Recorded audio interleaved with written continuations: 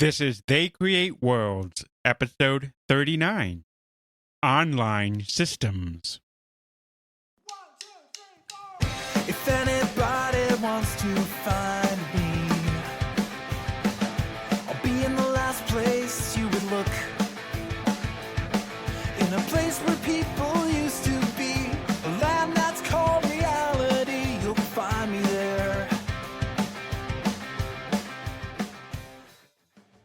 Welcome to They Create Worlds. I'm Jeffrey, and I'm joined by my co-host, Alex. Hello. We will now delve into the joy and wonder that is Sierra, a mountain, if their logo is anything to be the judge of. Well, it's a company that was initially established in the foothills of the Sierra Nevadas in the town of Oakhurst, so it has that certain rustic quality to it that was epitomized in that famous logo with the mountain. Well, that explains that then. Episode's over. Go home, folks. Sierra is a company that I've had a lot of fun with. I played the King's Quest games. I particularly have said multiple times on this podcast how much I adore Tribes, which is a spinoff of one of their sub-companies. Right. Sierra is one of those companies that's been around since the old days of PC software, really a long time ago, and survived a pretty long time until its absorption and semi-factual death that it is now, though I think they are coming back in at least the brand is, as far as some other company now. Well, the label still exists. Right. Label exists, even though the company itself probably doesn't. No, the company itself hasn't existed for a long time. It was ultimately sucked up into the conglomerate that became Vivendi's interactive division. They maintained the label as a publishing label for a goodly while, but it was not a company anymore. There was no Sierra. There was just a label that they put on some of their games. Then when Vivendi merged with Activision to form Activision Blizzard, they got rid of that Sierra Entertainment label because they didn't need that label anymore because they had the Activision label now. In more recent days, Activision, which is now divorced from Vivendi, has brought back the label and has even released a new King's Quest game in recent years that was only so-so from what I hear. So the label is still around and some of the properties are still around, but no, Sierra is long gone. Well, even though we can lament its passing, it still had a lot of impact on the video game industry as a whole, and certainly a few of their franchises still influence how games are done now. Point-and-click adventure games, for one. Sure, I don't think there's any company that has had more of an impact and an influence on the computer game industry specifically than Sierra has. Certainly there are companies that have been more influential in video games as a whole when you take the totality of console and arcade and computer and social and mobile and everything. But pure computer games, I don't think there's any publisher that's been more influential than Sierra. They were one of the real founders of what became the standard computer game publishing model in its earliest days. They were the biggest pusher of advanced technologies like sound cards and CD-ROM drives and networked gaming at a time when nobody else was doing it. For a brief period of time, very brief, they became the company with the largest share of the computer game market in the mid-90s. So certainly a company with a huge impact that spanned a couple of decades. I remember the mid-90s, you had Sierra Online. They were one of the first companies I recall really embracing the internet. Absolutely, and they even had their own network pre-World Wide Web called the Imagination Network that they literally cobbled together out of a group of networked PCs. This wasn't something like CompuServe or Genie or The Source that people were dialing into a big mainframe that was time-shared. They actually created their own hodgepodge of a network of ordinary PCs and then turned this thing loose and people could log into it like some of those other early systems like a Genie or a CompuServe. And they could play casual games. They could play even a very primitive MMO. You wouldn't have called it an MMO back then, but kind of a multiplayer role-playing game called Shadow of Eusebius. They were, very much at the forefront of that. Even before that, one of their games, and it's an unremarkable game. It's some helicopter simulation. It's not important today, but back in 1987, that was one of the very first AAA computer games that allowed for multiplayer play by modem, dialing into each other's computers. So, yeah, always a company that was very ahead of the curve technologically. So that's a pretty good overview. Where do they start? You said that they were in the Sierra Nevada, hence the Paramount pseudo logo thing. Sure. Sierra Online is Ken Williams, quite frankly. There's no other way to put it. That company doesn't exist without Ken Williams. That company doesn't thrive without Ken Williams. And it's when Ken Williams left the company that it very soon after fell to pieces. Ken Williams would probably be analogous to Lord British Richard Garriott as far as origin goes, right? Not exactly, because Richard Garriott was a creative force, and Origin was built around Richard Garriott as a creator, someone who already had a track record of making very good games and basically didn't want to have to fight publishers for money anymore. So he joined with his brother and founded his own publisher. Creatively, Origin required Richard Garriott because they were so dependent on his Ultima series for so long. In this case, Ken Williams isn't a particularly necessarily creative person. And he's not a hacker in the traditional sense of just enjoying getting these primitive computers and tinkering with them and figuring out how they work. He's not a guy that's really a big gamer himself. But what he is he is very smart, and he is very driven, and he is a guy that wants to make as much money as he can, and he figured that computer games was something that he could do that in, and he's someone who always wanted to be on the cutting edge of it, and always wanted to be pushing it, and always wanted to be making money at it. And that's what Ken Williams is. Ken Williams entered college at a young age. I forget exactly, but it was like 16 or 17, before the regular age, as a physics major. That's pretty amazing. Absolutely. But it turned out that it just was not going well for him. And it wasn't because he got in it too young or anything. Ken Williams is not a person who thrives well with structure and with procedure and a need to do things in a very specific kind of way. This is a recurring theme that's going to come up a couple of times here in the Sierra story. He, like so many very brilliant people, is very disorganized, very messy, and very much spur of the moment. He's hardworking and he's driven. It's just he was failing at this physics thing, and it wasn't because he wasn't smart enough to do the physics thing. It's just that environment didn't really work for him. So he's in school, but he's kind of failing out of it. And he chooses this as the time to get married to a girl named Roberta. They get married very young. She's 19 and he's 18. That's when they get married. It's a somewhat fast marriage in the sense that he basically just tells her one day, we're going to get married. And she's basically like, okay. And this says something about their personalities. Ken Williams, very driven guy, just made the decision. And I mean, he knew her. He'd known her for years. It's not like they met just 2 seconds ago and then he's like, we're getting married. But he decided that Roberta was someone he wanted in his life. And there's no point in delaying that then. If this is what I want in my life, I'm doing it now. Roberta, in those days, and I want to be clear on that, she changed over the course of her time at Sierra some, but in those days was very meek and very passive. So she went along with it herself. I mean, she was basically like, okay, she didn't put up a fight or a struggle or anything. Not that she necessarily wanted to. I mean, they were in love and they're still married. So this is a successful marriage. I'm not trying to make it sound like she was forced into anything, because she wasn't. It's just that she was more meek and passive and very much the housewife type in the traditional 1950s sense. We're talking the end of the 1970s here. We're not talking the 1950s, but she's more in the mold of that 1950s woman than she is of the 1970s women's empowerment kind of person.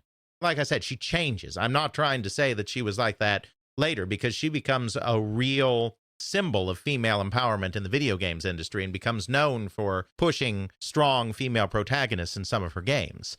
That's an image that changes, but that's where they are at this point.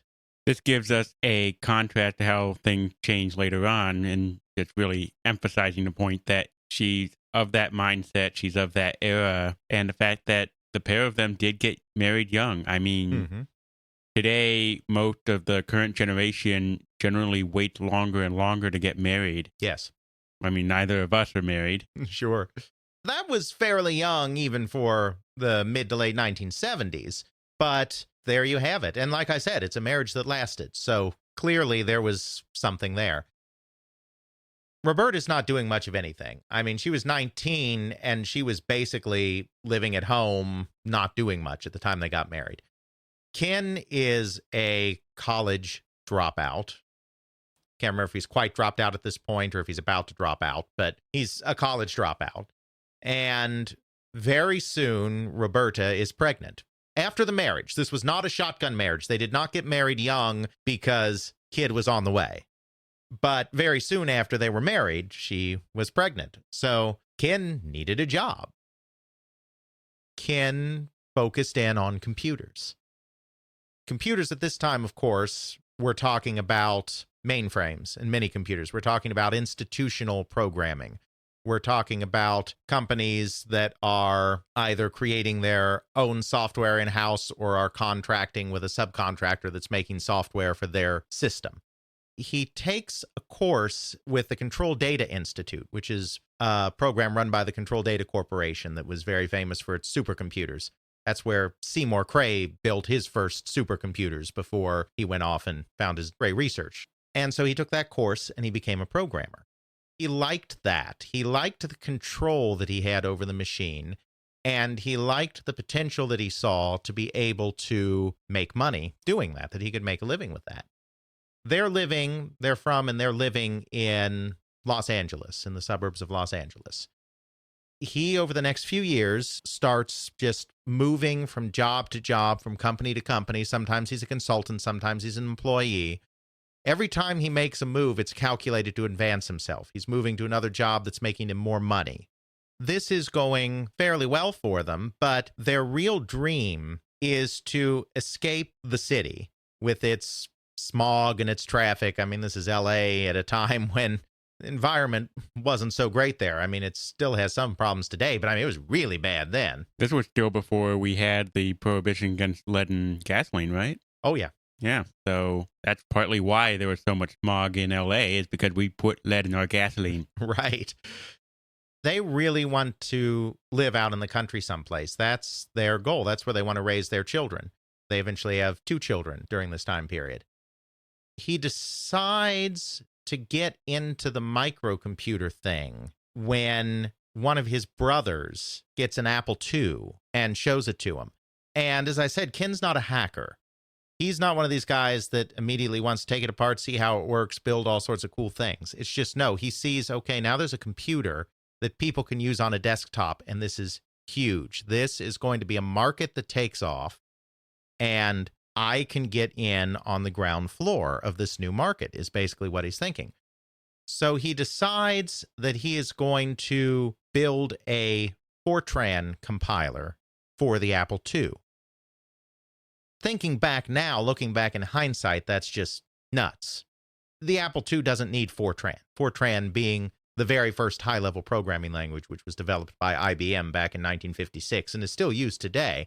But it's meant for engineers. It's used by engineers. It's very scientific in its structure, in its syntax. It's not a language that's going to be very useful on a microcomputer of the time just because of memory restraints. And it's not something that's very useful to the microcomputer user of the time because it's such a finicky language that really requires a lot of training to get your head around. I mean, the amateur programmers are using BASIC, and once they outgrow BASIC, they're starting to use assembly language, programming directly in the hardware like that. Over time, other languages start getting some popularity, this or that, whether it be Forth or Pascal or especially C, all start having their adherents. nobody ever really uses Fortran on microcomputers. That's just not a thing. But at the time, his thought was IBM is the gold standard in the business world, and Fortran is the language of IBM.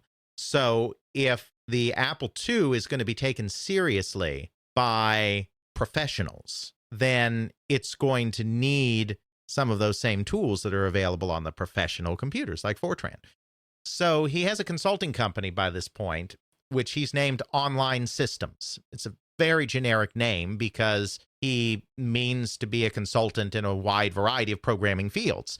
He doesn't want to pigeonhole himself into any one thing, so just very generic Online Systems. He starts working on this Fortran compiler. And that's not the only job he's doing. He's doing other things. In one of his other jobs, he has brought home a terminal hooked into a PDP-10 someplace for a company that he's working with.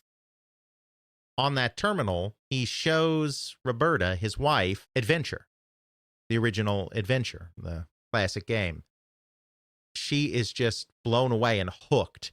She spends 2 weeks solid playing this thing. I mean, not sleeping much, not doing much else, in her own words, even neglecting her 2 kids some, as she just obsesses over this game. She loves the sense of exploration, the sense of puzzle solving, the sense of exploring fantastic worlds. It's something she's never encountered before, and she is absolutely hooked. Is the original Adventure the one that we would associate with the Atari? Or is this a more expanded version? Well, no, you've got 2 different things going on here. That adventure game that's a graphical game on the Atari VCS is also an adaptation, very loose adaptation, of the original Adventure, which is a text-based game that was created in 1976 and 1977 by originally Will Crowther and then expanded by Don Woods. This is a text adventure. Okay, I'm being clear about that one in case people might be associating with the VCS. You descend into the caving system and you're gathering treasures and avoiding that annoying dwarf that tries to steal things from you, and a very, very small amount of combat stuff imported from D&D, not following D&D rules, but inspired by D&D, but mostly exploring, gathering items, puzzle solving, gathering treasures. It's the game that launched the entire adventure game genre on computers. I mean, there are very few genres that are actually named after a game, and this is one of them. The adventure game is named after Adventure. Once that game is done, once she finally solves it after 2 weeks or whatever, she goes out looking for more games like it. There really aren't that many. There are a few. Scott Adams down in Florida has founded a company called Adventure International by this point and has put out a few games. But there's nothing there, and certainly nothing of the sophistication of Adventure, because that's a mainframe game. So finally, she decides that if there's nothing else like that, she's going to create her own. So she sits down at her kitchen table, literally, and she starts drawing out this scenario for an adventure game. And it's a murder mystery in a mansion kind of game. It's largely inspired by the Agatha Christie mystery classic, And Then They Were None, or 10 Little Indians, it's called, both, depending on the market it's released in, about a group of people that are lured to a house out on an island and then start being murdered one by one because of dark deeds in their past. And the board game Clue, which is obvious. Someone's murdered in a house and you're going to all the rooms to gather information. It may have also been inspired. There was actually an episode of a television series that aired right around the time that she would have been designing the game that has some remarkably similar plot elements to what ended up in Mystery House. This is something that a commenter on the Digital Antiquarian noticed a few months back. That's not something she's ever mentioned as an influence, but there's a good chance that it was, which is fine. But she creates this idea of this mystery in a house where all these guests are invited and then they start dying one by one, and you have to look around and gather clues and try to figure out who done it before you end up on the chopping block yourself. She's not a programmer. She can't make this game other than designing the layout and the puzzles and the characters and all of that stuff. So she needs Ken to help her if she's going to do this. Ken has, like I said, no interest in games. He is a workaholic. His life is his work. He has no time or truck with this game thing. It's a really tough sell. And what she finally does, she takes him out to, steak dinner at like their favorite restaurant or whatever, and kind of wines and dines him a little bit. And then basically says, just give me 10 minutes. I want to tell you about what I've been doing. And in her own words, she said, and she may be exaggerating slightly. I mean, stories can sometimes be stories, but they're still good stories. She says, immediately his eyes start to glaze over because he's just not interested. But then she starts describing it. And after a couple of minutes, the light bulb goes off in his head and he realizes, okay, she's done something interesting here. This is something that may work, that may have a life to it. And so he becomes very involved. They decide at that dinner meeting, though, that they can't just do another text-based adventure kind of game, because her game is simpler than adventure by necessity. They don't want to come off as just a poor imitation, essentially. They want something that is eye-grabbing, that will allow their game to stand out. And so they decide then and there that this game is going to have graphics, which in the adventure game field at this point is unprecedented.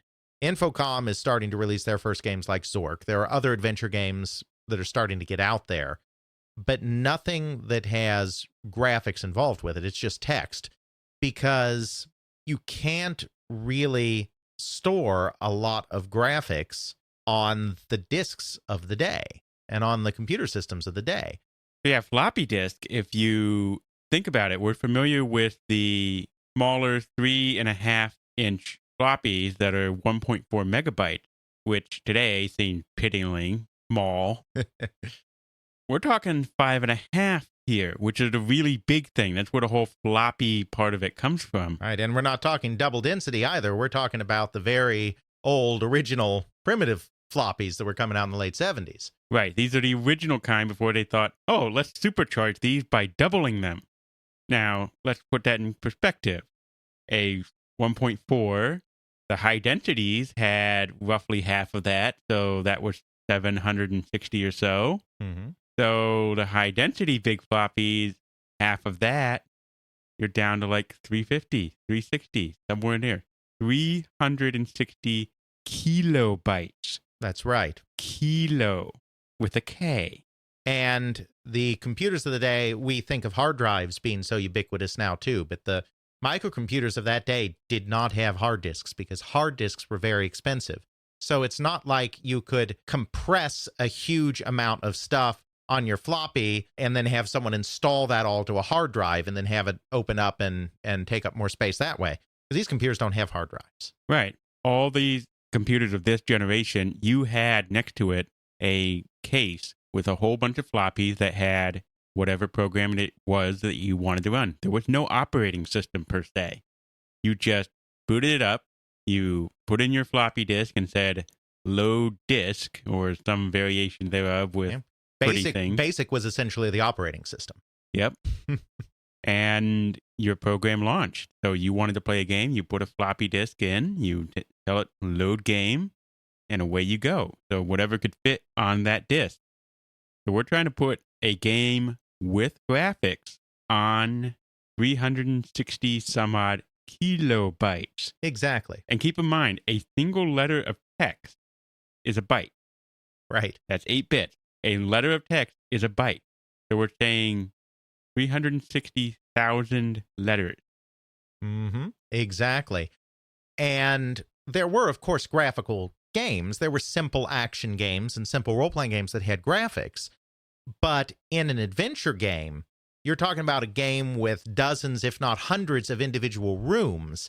And each one of these rooms would need its own fairly unique graphic to represent that room. It's not like doing a wizardry where you just have a simple wireframe and you occasionally pop a monster graphic in, or even an Ultima where you use a tile-based system where you can use the same tiles over and over and over again to generate the world.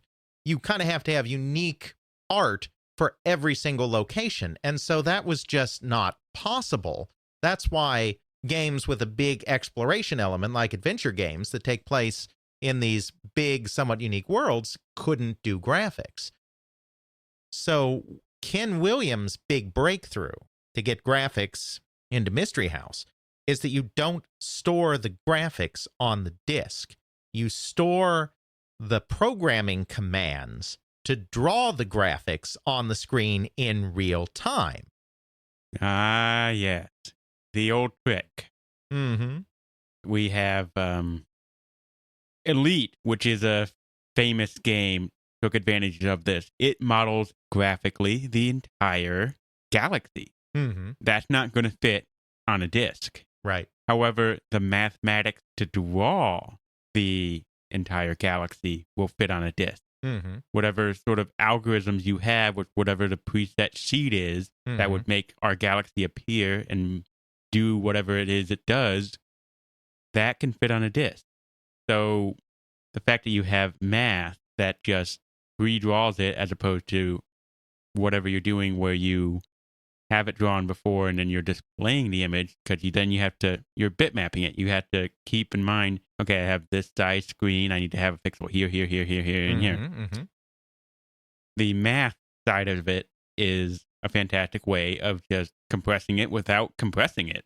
Exactly. So every time you play Mystery House, the game that they made, it actually is drawing those graphics each time you get to a new screen, and you actually watch the entire image literally fill in one line at a time because it's being commanded to draw in that moment. And that's how you get the space to do that. So the graphics are exceedingly primitive. It's stick figures and it's line art, and it's all sorts of funky colors because we discussed how the Apple, when you have thin lines, can't do pure black and white because pixel color is influenced by the pixels next to the line as a memory saving technique that Steve Wozniak used. So you get these strange purple and green hues here and there because of that. So it's primitive art, but it's art in a genre that has never had it before.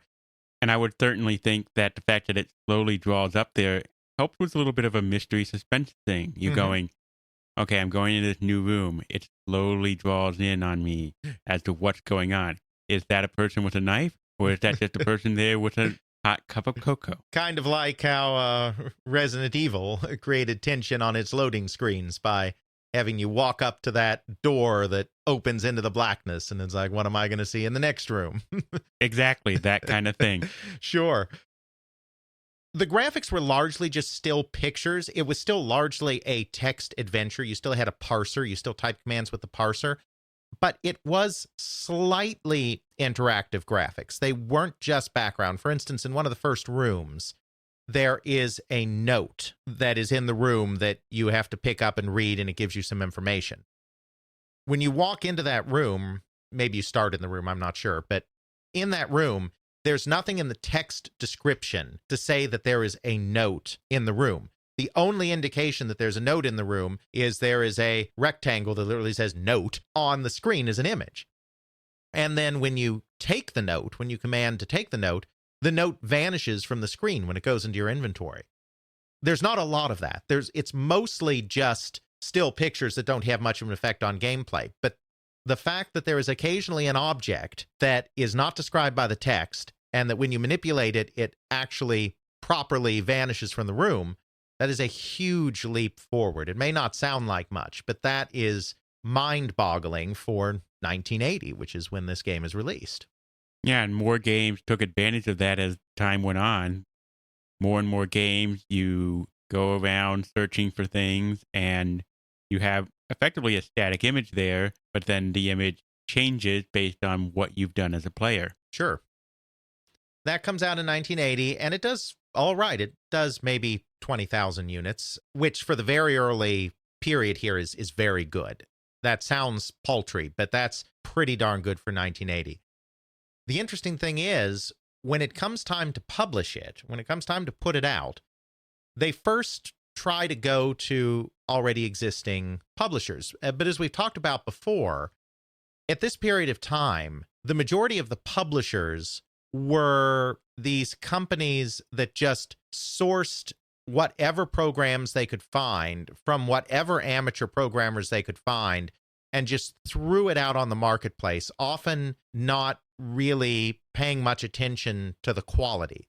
So for every good and solid and excellent product they release, they might release 2 or 3 clunkers because they're not serving as a curator in the way that a publisher would that we think of today, where they actually evaluate product, greenlight product, fund product, and then publish product. It's not like that. They're just throwing product out there. So the biggest of these companies at the time, the first really big computer software publisher, and I use the term big loosely, we're talking big in late 1970s terms, is Programma International. They do a good business in games, but they're also putting out utilities and languages probably, and all of that stuff too. Ken just doesn't like the deal that Programma is offering. So he decides we're going to do this ourselves and we're going to publish this on our own in the primitive way that was done at the time, Ziploc baggies and everything. They're not doing boxes. We're not to that phase yet. He sources another game, like a little skeet shooting game or something that a friend he knows does, so that they feel more like a real company because they have 2 products, but it's really about selling Mystery House. So Online Systems becomes a computer game publisher, just like that, with those first couple of products. And they sell about 20,000 units, which, like I said, is pretty good for the time. After that, for her second game, Roberta takes things a little bit further. Their second game is called The Wizard and the Princess. This time, instead of just having these black and white stick figures, they're going to have full color graphics. They do it using some of those same kind of tricks. They come up with a draw and fill routine. So first it draws the outlines of everything on the screen, and then it gives the command to fill in the colors. Just like if you're having a paint program, you take out your pencil first and sketch your lines, and then you take out your paint bucket icon and click inside all of those shapes you've just made to create a solid color within that set of lines. That's what they're doing again in real time on the computer screen on your Apple II with Wizard and the Princess, is this draw and fill command. So for the first time, they have these colorful graphics. Now, they're not very good. This is still the Apple. Well, it's not just that it's the Apple. It's that these aren't professional artists really doing this either. The graphics, we'll, of course, be putting up some videos and whatnot in the show notes, as we always do. The graphics are pretty dodgy. I mean, it doesn't look like something a first grader did, but it probably looks like something that a 4th or 5th grader did. You know, it's programmer art, and there's not a lot of sophistication to it, but it's stunning compared to no art. Yep. So for the time in the land of the blind, the seeing man is king. That's right. So this game really takes the world by storm. Does 60,000 units, which, again, it's phenomenal for that time period.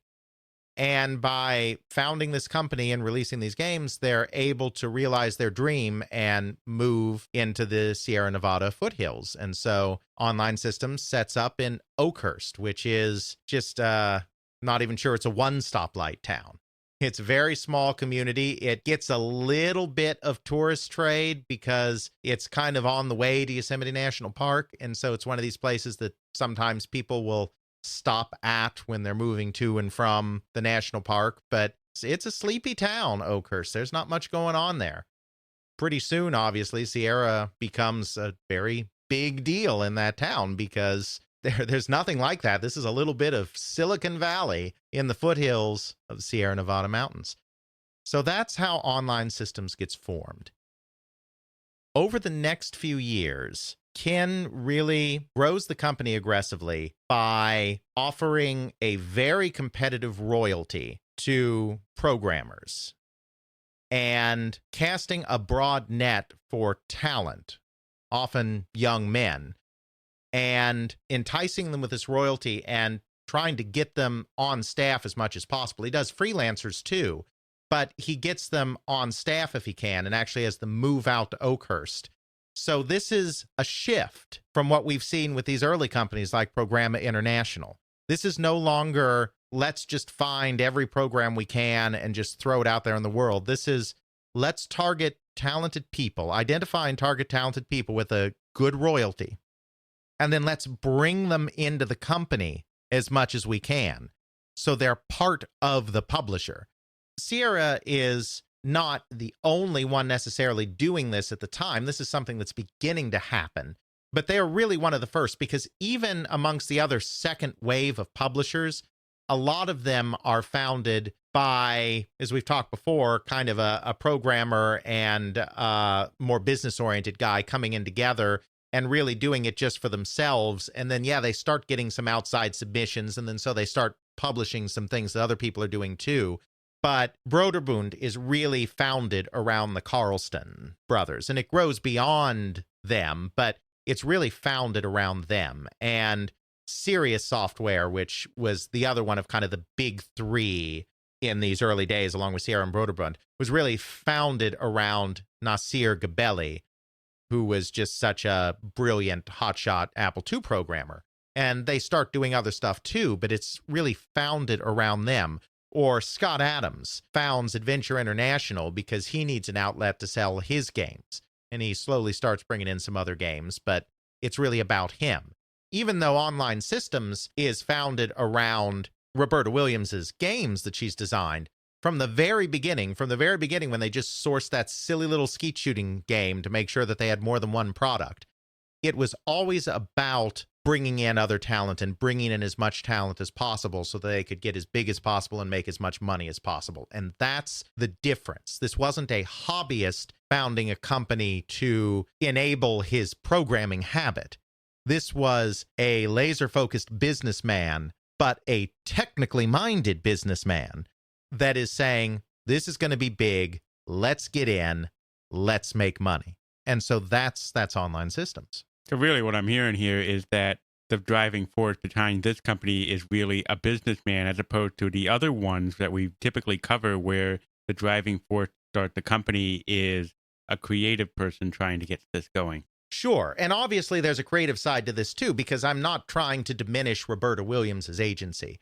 Obviously, Roberta wanted to make these games, and Roberta convinced her husband to help her make these games.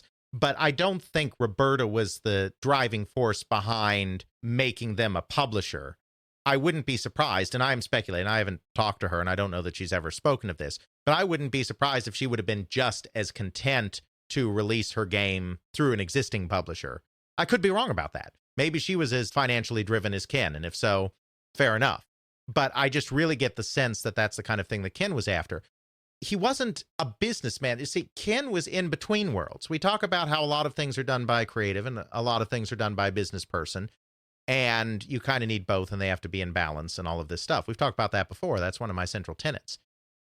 Ken was not really a business person. He didn't have any training there, and he really wasn't big on corporate structure or any that kind of thing. What he was an ambitious person that wanted to make money, which is a little different from a business person. So he has a little bit of that business instinct, but he's not a business person. He is a computer programmer, so he knows the technical side, but he's not a gamer, hacker, enthusiast type like a Richard Garriott or like a Doug Carlston or like a Nasir Gabelli. He got into programming to make money. He didn't get into programming to have fun making games. So he's not a creative. But he's not really a business person. Right. He's some sort of weird hybrid. Exactly. And that's part of what made Online Systems unique in the very early days, because it was kind of conceived as this money-making machine from the beginning, where a lot of these other publishers founded by a creative and a business person obviously wanted to make money, or they wouldn't have started a business, but it was more built around having a commercial outlet for a creative side. While there's a little bit of that to the Online Systems story, because Roberta did create a game, obviously, it's just a little different. At first, it's interesting. He also, in addition to creating one of the very first computer game publishers in a way that we would recognize it today, as opposed to these programma-type companies, he also establishes modern computer game distribution. single-handedly. That's really not an exaggeration, because he very quickly decides, after he starts selling his own games, and he brings in one of his brothers to spearhead that. Not the one that introduced him to the Apple II originally. That was a different brother. But he brings in his brother, John, and he becomes kind of the person making the sales calls. He later becomes very involved in marketing more than sales. John Williams, no relation to that other John Williams, becomes almost as integral a part of the company as Ken and Roberta are. He has John starting to do sales calls and whatnot all over the country. And so now that they're starting to sell in to stores around the country, he decides to act as an agent for other small publishers that need to get distribution for their games as well. So he essentially turns Online Systems into a hybrid publisher and distributor. It's not an affiliated label program in the way that EA or Activision would do an affiliated label program several years later, because they're not involved on the same level. They're basically just like, we're selling all this other stuff, we'll sell your stuff too. I mean, they're taking a cut, obviously, but it's a very loose kind of relationship. He finally decides that that's too much. As the company continues to grow as a publisher, he decides they can't be a publisher and a distributor both. So he has a friend from back in the day named Bob Leff and sells him. He's like, I've got this distribution business. I can't really do it anymore. Do you want it? And Bob Leff's like, sure, I'll take that. And that's the beginning of SoftCell. And SoftCell was the computer game and computer program distributor in the 1980s. I mean, before companies like Electronic Arts, that were both publishers and distributors all in one, kind of started pushing those companies out, SoftCell was the computer game distributor. And even after Electronic Arts pushed them out under a name change of Maricel, they still remained a major player in distribution of other computer software even into the early 1990s. That was literally started from Sierra's distribution network that Ken decided he didn't have time to run anymore. You can only imagine what would have happened if he still had it. Sure. Though it was the right move for him at the time, because he couldn't do it all. And this comes back to our discussion about how Ken was very brilliant and very driven, but was not much of a structure guy.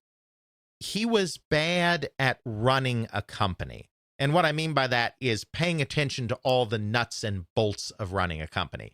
He very much wanted to be in control. He was hesitant to let somebody else do it because he was a bit of a control freak. One of the things he liked about programming is the control he had over the computer.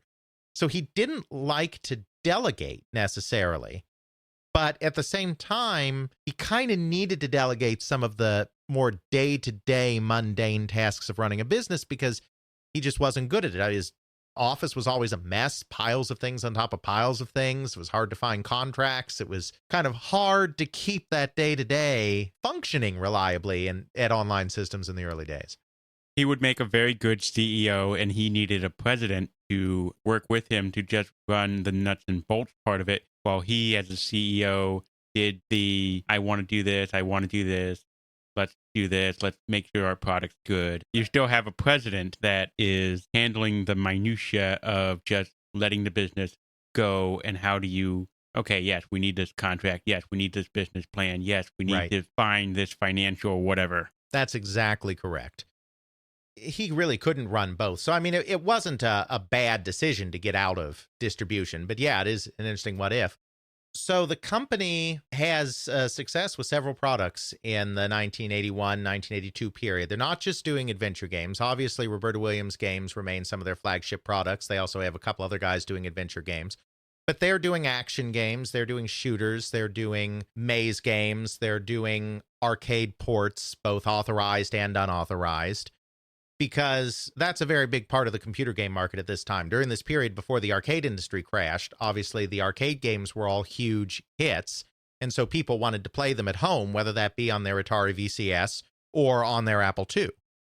So pre-arcade crash, the simple action games were as big a part of the computer game industry as the more cerebral games like the adventure games and the computer RPGs. After the crash, that basically stopped in the United States. In the UK, as we always give that caveat, people are probably sick of me saying this, but we know it wasn't like that. across the pond, that those action games became the bread and butter of the 8-bit computer market on that ZX Spectrum and on that C64. In the US, there was kind of a pretty strict dividing line, pre-crash, post-crash. And obviously there were some action games after the crash. It's never absolute, but that's where that divide happened and where companies like Sierra stopped focusing on action games at all. But before the crash, they were very into action games. And they got onto the Atari 800 very quickly. They recognized that this was a platform that was a very superior games platform to the Apple II, just because it had better graphics and it had sprites and all of these things that just facilitate games.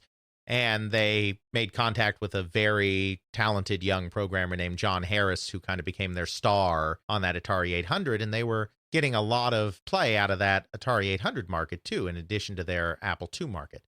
They also had a pretty good break when they had a guy out in New England named Chuck Benton, who was an engineer for a flight simulator company that needed to learn some programming because he had kind of alerted his superiors that this Apple II had come out and that there were these computers, these microcomputers that you could get and could save the company some time. And they were like, that sounds great. Why don't you program something to do that? And he's like, because he's an engineer. He's not a programmer.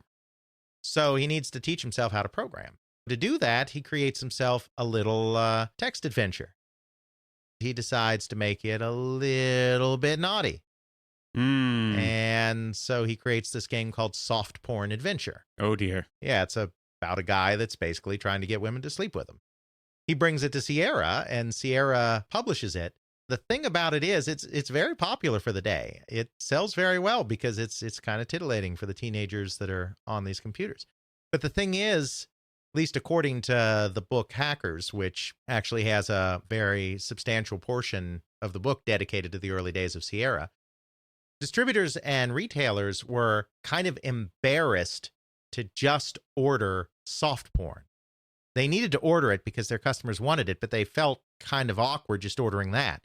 So when they ordered soft porn, they would also order a bunch of other Sierra games. So they could say, I'll take some Wizard and the Princess, and I'll take some Jawbreaker, and I'll take some this, and I'll take them that, and slip in some soft porn adventure. You know, it's kind of like you can just add that on the end. It's like, well, since I'm ordering from you anyway, I'll take a few copies of this too. I'll take everything from on the list from 1 through 22. Sir, number 22 is soft porn. 1 through 23. Yeah. So it really spurred sales of the entire catalog because of this hesitance to just order that one game. So that was a real driver in the 81, 82 period. And so the company is taking off pretty big at this point for a computer game company. This is not Atari. This is not Activision. This is not Mattel. They're not competing on that level. The market's much smaller. But for a computer game company, they're on fire. They and Broderbund and Sirius are the three companies that are really driving the computer game market more than any other. And so at this point, they intersect with a venture capital firm called TA Associates. It's one of the very early venture capital firms founded back in the late 60s.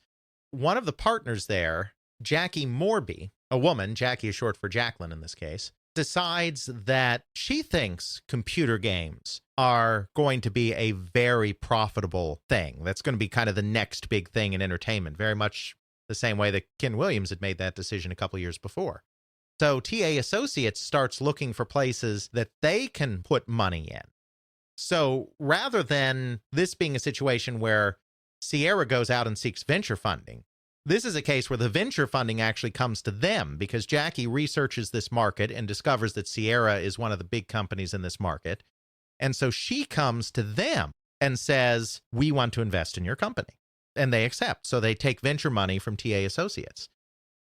This ends up being a very mixed thing. On the one hand, money's good. You need money to grow, and a growing company never has enough capital because you're always reinvesting everything you make, no matter how much it is, right back into the company. You're not profiting very much. But they do require may be too strong a word, but they do suggest some changes and some moves in different directions that don't always work out well. Online systems at this time is like one giant frat party that never ends. Because what they've done is they've gotten all of these young programmers, because they're all teenagers, early 20s types, almost all of them. they're living communally in these dorms because there's not housing in Oakhurst. I mean, there are some houses, but this isn't a big city. So Sierra has actually built a couple of dormitories to house their programmers. They put them up there. So you've got these dormitories full of young guys with all of this freedom, and it's a pretty wild place. It's like a college town without the college. No kidding. And I mean, there are female employees there too. According to hackers, again, it's like 50% of the company, 50% of the people in the company or something like that were involved with somebody that was in the company. Because obviously there's a lot of support staff and whatnot that are women. The programmers aren't women. So, I mean, it's a pretty wild place. And we already talked about how Ken Williams isn't a structure guy. So it's a little bit chaotic in the way it's being run too. So the venture capitalists try to get them to be a little more serious. They bring in new managers and they bring in a new president. It's actually a president that Ken brings him himself. I mean, they recommend that he needs some help, but he's the one that brings in the president. It's not somebody that they force on him. He brings in a guy named Dick Sutherland, who he had worked for at a company called Informatics, which is one of the companies he had worked at. He was kind of a older fuddy-duddy type, but he was an administrator. He knew how to organize things. The new managers and the new layers of bureaucracy really don't help anything. It turns out that Dick and Ken clash constantly, and Ken, being the control freak that he is, doesn't really want to let it go. And some of the other managers brought in and the bureaucracy they bring just don't really help things. So that's kind of bad. A lot of that structure actually goes right back out the window again within a year or two. The other thing that they do is that they really encourage the company to get into the cartridge market because that's where the money is. Because with floppy disk games, there are a couple of things going on. First, piracy, lots of piracy. Also, the margins aren't as good because the margins are just insane compared to what's going on floppy disks. So it's both greater sales volume and greater margins on the product you do sell. So obviously they want to make the money, and Ken wants to make the money. So he goes along with this. Not to mention cartridges allow you to do more capabilities with the games because you can literally use, like say on the Commodore 64, you plug in the cartridge and you can actually take advantage of memory on the cartridge. Right. When you're doing your game and displaying things. Right. So they decide they're going to get in the cartridge market. When I say the cartridge market, I don't just mean the video game market. Because this is the period of time when computers like Commodore's VIC-20, the predecessor to the C64, and Texas Instruments TI-99 are coming into the market. So you have home computers that are incorporating cartridge slots and incorporating cartridge games. And we've talked about this before, about how for a period of time it really looked like you were going to have these cheap home computers like the VIC-20 with their cartridge ports kind of overtake the video game consoles that were more limited and more primitive and yet sometimes more expensive. They do a little bit of stuff on like the ColecoVision and whatnot. They start creating some video game content, but they also are really investing heavily in that VIC-20 market and making cartridges for the Commodore computer. Well, turns out that the home video game market crashes. Yep. And then it turns out that the VIC-20 is destroyed utterly and completely by Jack Trammell's price war in the home computer market because he brings out the C64 and the C64 becomes the flagship and he keeps cutting the price maniacally on the VIC-20 and on the C64, but especially the VIC-20 because it's a cheaper product, to drive all of his other competitors in the home computer space out of the business. Even though Commodore does really well, the VIC-20 really doesn't. And so he's stuck with this unsellable console inventory, and he's stuck with this unsellable VIC-20 inventory.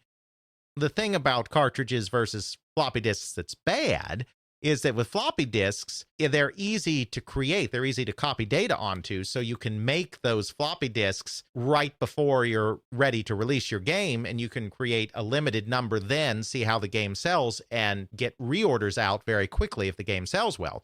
The lead time on cartridges is huge because you're burning ROMs.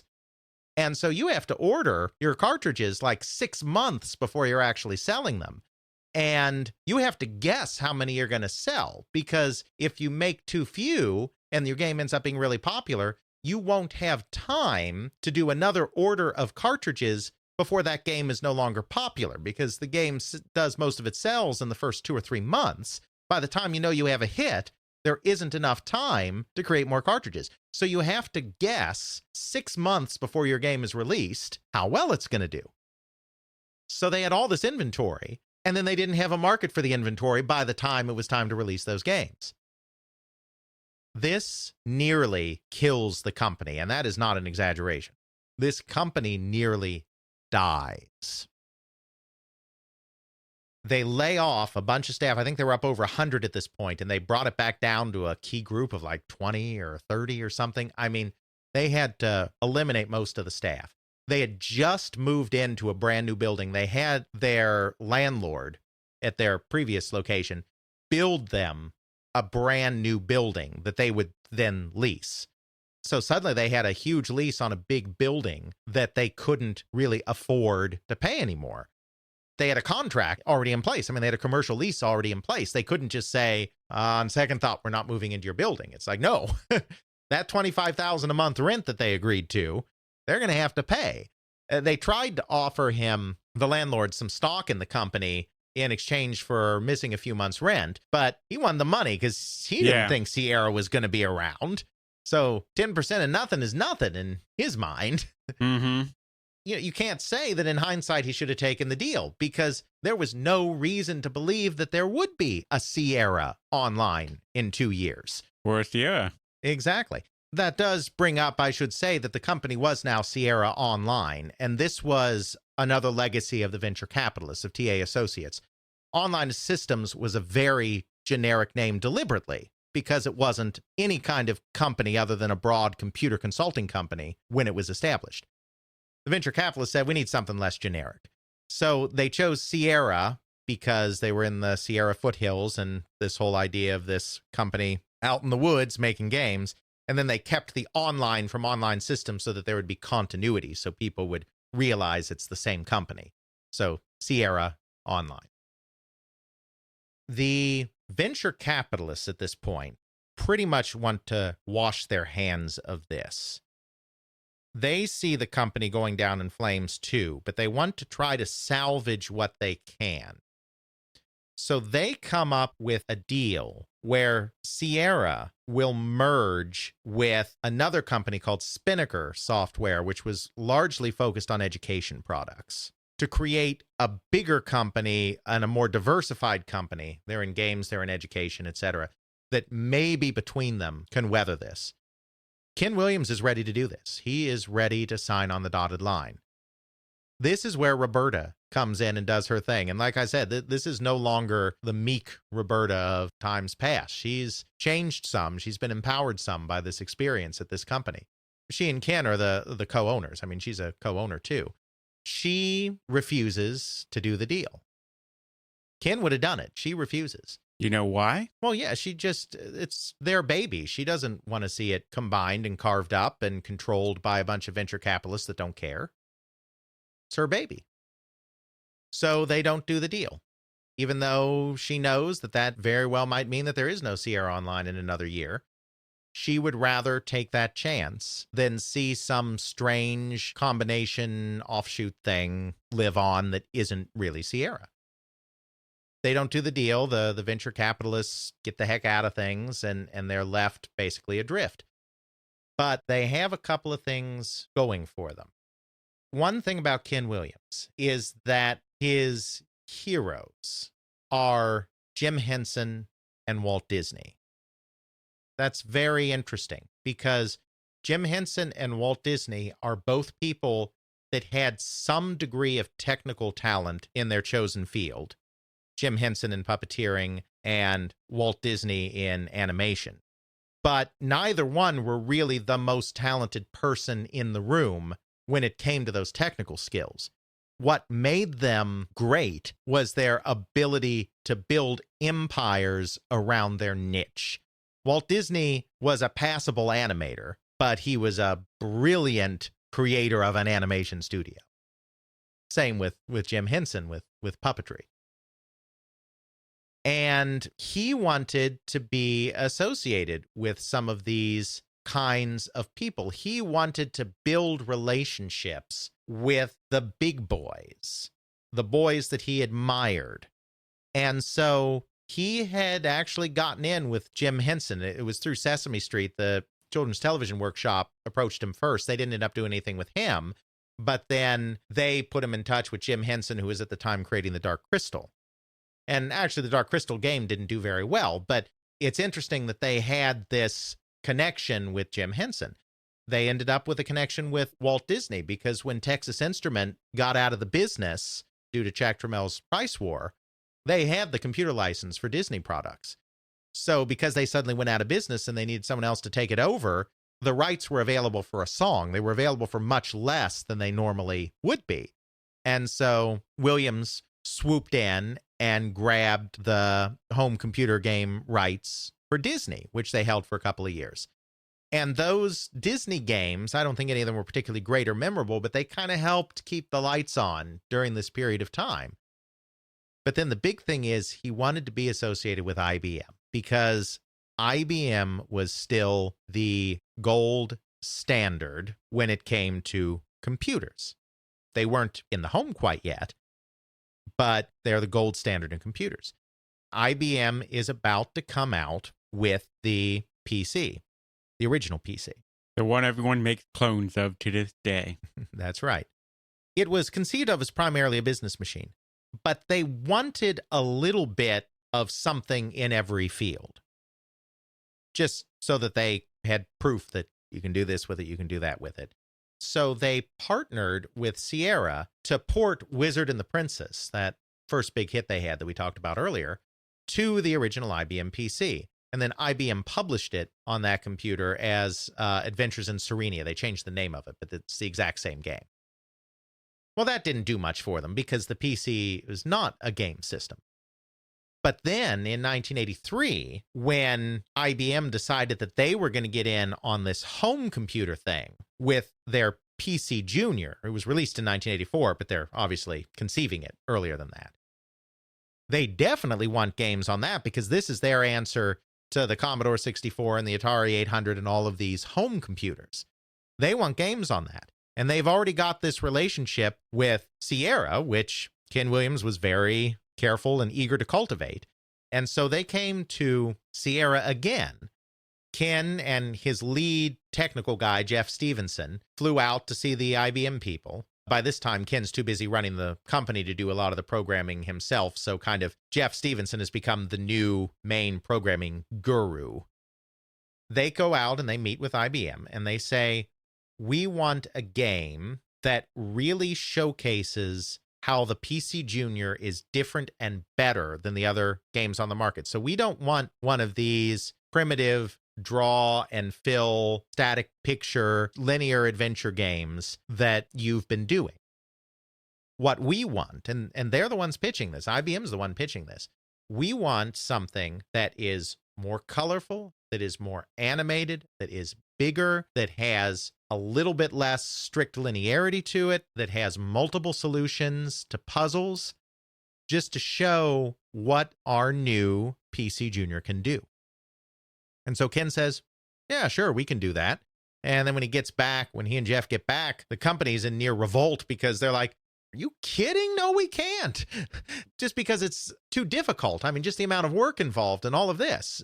Not that they wouldn't necessarily want to, but it's just, we can't do this. But once again, Roberta to the rescue here, because Roberta Williams sees this as an opportunity to grow herself too. And she sees the potential of this and she really wants to do this. So Roberta says, I will do this. And that's very interesting because just a couple of years before, she had been completely burnt out on adventure games. In 1982, she made a game called Time Zone that was ridiculously large. It was too large. It was thousands of rooms. It came on like 8 double-sided floppies or something ridiculous like that. It cost $99 to buy. Oh, dear. In 1982 money.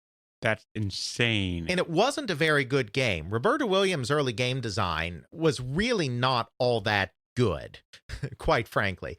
a lot of arbitrary ways to die and arbitrary puzzle solutions and things that just don't work very well. So Time Zone was not a good game. It was large, but it wasn't good. And most of those thousands of rooms were empty. I mean, there were only a few rooms that were actually important. Still probably more than most adventure games, but it's not like every one of those thousands of rooms had stuff. She gave an interview after she made that game saying that, I'm not sure I will make another adventure game. She was so burned out on Time Zone. And then after Time Zone, she was involved in games like Dark Crystal and some of the Disney stuff where a lot of what she was doing was dictated by the company. She didn't have full creative control because it's a licensed property. And so she was just kind of burned out. And again, I don't know this directly from her, but I have to imagine that when she'd reached this level of burnout, to be handed something new and different as a challenge and something she'd be able to shape herself probably reinvigorated her a little bit. And so she became a champion for this. So Jeff Stevenson created the game engine, the adventure game interpreter, and Roberta created the game. She was very much influenced. She loved fairy tales and that kind of thing. So she was very influenced by that. And so there are a lot of fairy tale characters in it. Characters like Rumpelstiltskin and Goldilocks and whatnot are actually in the game. And Dracula? Not in the first one, but yeah, in later games. You know, she takes all sorts of characters from fairy tales and from literature and from all of this that are all in the public domain, so she can't get sued for it, and populates her game worlds with them. But she creates this fairy tale kind of universe, which fits in with the fact that they're doing this animated thing, so it's bright and colorful and animated and almost feels like a storybook world compared to the games of the past. They do this engine with a little bit of an isometric slant to it. And again, they do this very cleverly. It has a z-axis where you can actually move in front of objects or move behind objects and that kind of thing. But they don't do full z coordinates. What they do is they have 14, I think it is, layers. And so they just designate 14 spots on the screen, and then individual objects can be placed in layer 1 or layer 2 or layer 3 or layer 4. They don't have to do Z coordinates, which saves them some memory, but they can create a depth to the world in addition to all that other stuff. They do King's Quest for the PC Junior. It's released in 1984. It looks like it's going to be the company's final mistake. Because once again, Sierra has backed the wrong horse. The PC Junior is a miserable failure. It's far more expensive than the other home computers on the market. The home computer market is collapsing, so it's not the time to be creating a more expensive product in a market where people are starting to not buy in anymore. It has a horrific keyboard, horrific chiclet keyboard. They're trying to save money. It's hard to think of keyboards today as being one of the most expensive parts of your computer, but mechanical keyboards back then were very expensive. Well, they're still expensive now. Most keyboards today are membrane keyboards, which are cheaper, easier to make, and that's why you can just pop off to your local electronics store and say, "Hey, old merchant, here's a $10 bill." That's true. Though even back then, I think mechanical keyboards were more expensive than they are today, adjusted for inflation. Right. And a chiclet keyboard is a membrane keyboard, but nobody back then had figured out the clever way of using real touch type buttons on top of a membrane. So if you had a membrane keyboard, you were touching directly on the membrane. You couldn't touch type with that. It's a horrific keyboard. And then it has some of these advanced graphical features compared to the regular PC, but it's not fully compatible with a real PC. My PC software will not work on a PC Junior. Right. Some of it will. But very little. But a lot of it won't. And so you're not capturing the people that think it might be nice to have a cheaper PC in the home so they can take some of their work home because it's not compatible. You're not capturing the people that think a home computer's a neat idea because A, very few of those people are around anymore, and B, it's far more expensive than the competition. In some ways, it may be more capable than the competition, but not in every way. Commodore 64 has a real keyboard, folks. Yes, it does. And we love you. Apple II has a real keyboard, folks. Mm-hmm. This one doesn't. So they're trapped because they've released for the PC Junior. And the thing is, the PC Junior, one of its claims to fame is it has 128K of memory. Since King's Quest was meant to be a showcase for the computer and was meant to provide an experience that could not be done on other computers, King's Quest was made as a 128K game. Well, your Commodore 64 is right out, because that 64 says it right in the title. 64K of memory. An Apple II can be expanded to 128K, but very, very, very, very, very few people have taken their Apple II beyond 64K because memory's expensive.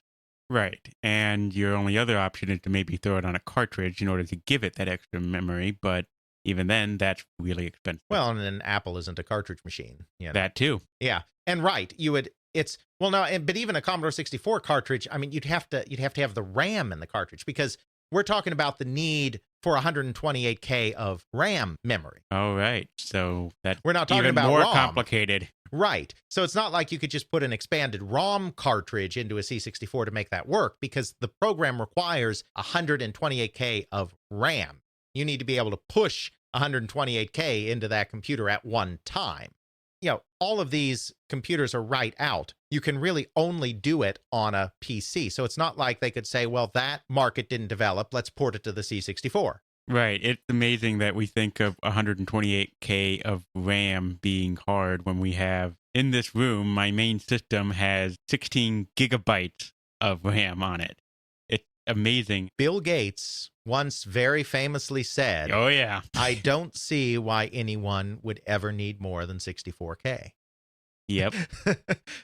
This was kind of the standard in the home. So no other computers were really doing 128K. Even the ones that were capable of it, technically, people weren't upgrading to that amount of memory. King's Quest is dead on arrival in 1984. It looks like the company is going to be well and truly gone. But the company ends up pulling through, and the reason for that is something we will go into in the second part of this look at the history of Sierra. So obviously next time we're going to be talking about Sierra Part 2. Electric Boogaloo. Electric Boogaloo? Don't worry about it. Okay. Someone out there might get that. And if you do, email me and tell me what it is. We have covered Part 1, the trek from LA off to the Sierra Nevadas, looking at the mountain. And now they don't have a mountain anymore. It is just a hole. That's right, a hole that they're desperately trying to dig out of. But they will, because there is still a lot more Sierra history to tell. Next time on They Create Worlds. Check out our show notes at tcwpodcast.podbean.com, where we have links to some of the things that we discussed in this and other episodes. You can check out Alex's blog at videogamehistorian.wordpress.com, email us at tcwpodcast@gmail.com, and follow us on Twitter at tcwpodcast.